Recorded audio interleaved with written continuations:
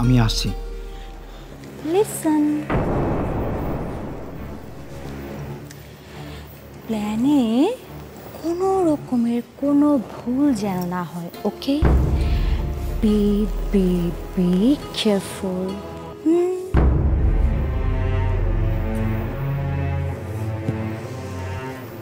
আসো সাদেক, আসো।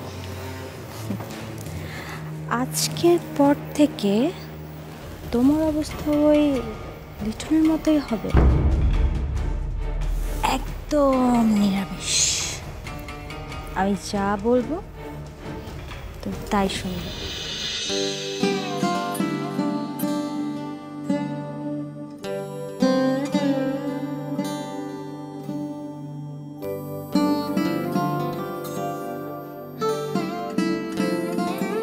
কি ব্যাপার আয়ান, তুমি মুখ গোমড়া করে আছো কেন? দেখি তাকাও আমার দিকে, লুক এট মি, একটু হাসো।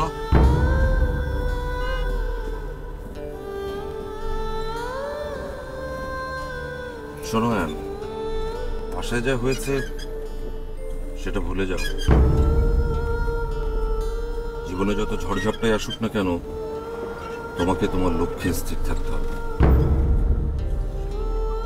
আসিফ আলীর নাম শুনেছ? ক্রিকেটার। আসিফ আলীর একটা মেয়ে ছিল, 2 বছর বয়স। মেয়েটা ক্যান্সার পেশেন্ট ছিল। বাচ্চা মেয়েটা যখন হাসপাতালে মৃত্যুর সঙ্গে পাঞ্জা লড়ছে, তখন আসিফ আলী ছিল কোথায় ছিল জানো? না বাবা। মাঠে, ক্রিকেট মাঠে। আর একটা ইম্পর্টেন্ট ম্যাচ চলছিল। সে কারণেই বলছি, জীবনে যত যাই ঘটুক না কেন, তোমাকে তোমার লক্ষ্যে স্থির থাকতে হবে। লক্ষ্য পরিবর্তন করা যাবে না। বুঝতে পেরেছো বাবা? ইয়েস বাবা। Very good. আর আজ পার্টিতে কি আসছে? মাশরাফি বিন মুর্তজা।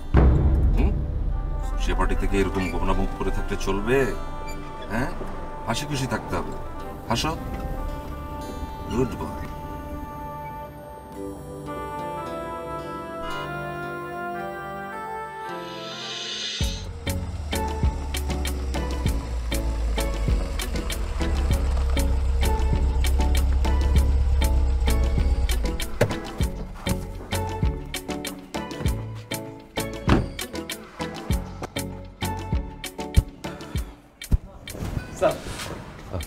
কি ব্যাপার, মাশরাফি এসেছেন? জি না স্যার। উনি আসবেন তো নাকি? অনেক তো বাজে। স্যার আপনি ভেতরে আসুন না।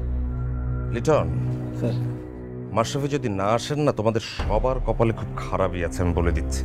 হ্যাঁ, এসো।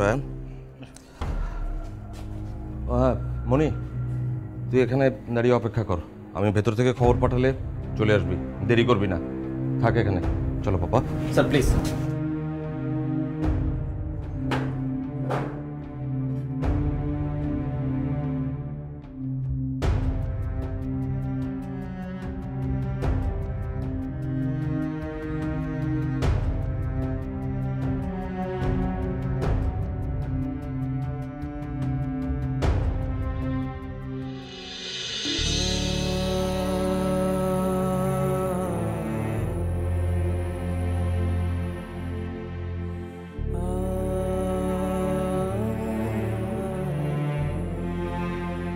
তোমাকে পার্টিতে কেন নিতে চেয়েছিলাম জানো? প্রথমত তুমি আয়ানের মা, দ্বিতীয়ত তুমি আমার স্ত্রী। কিন্তু আজকের পর থেকে তোমার সেই পরিচয়টা থাকবে না।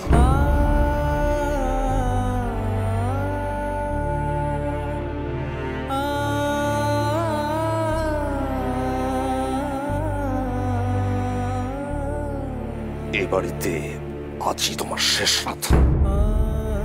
কাল সকালে ঘুম থেকে উঠে তোমার চেহারা যেন আমাকে না দেখতে হয়।